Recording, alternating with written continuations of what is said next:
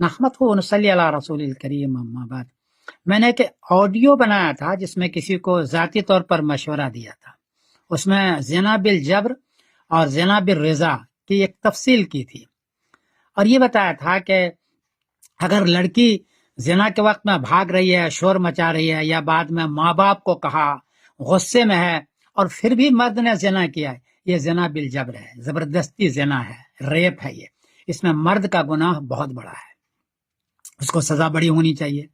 لیکن اگر دونوں راضی ہے، عورت مرد دونوں راضی ہے، اور رضا کے بعد اس نے زنا کیا ہے، یا اقدام کیا لڑکی نے اور پھر اس کے بعد زنا کیا ہے، اور بعد میں جب وہ پھنسی ہیں تو کہنے لگتے ہیں کہ مجھ پر ریپ کیا گیا ہے، زبردستی کی گئی ہے، وہ ایسا کہتی ہیں، اکثر وقت ایسا دیکھا گیا ہے، حالانکہ دونوں راضی تھے۔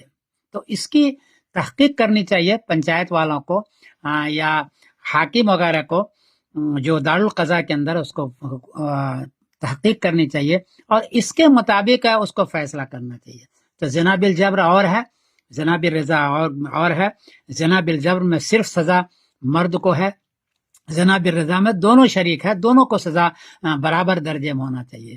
یہ ایک میں نے تحقیق کی تھی کیونکہ میں مصنف ہوں، تو اس پر وہ لوگوں نے بہت ہی غلط تبصرہ کیا ہے، وہ نہیں کرنا چاہیے، تو یہ ہونا نہیں چاہیے۔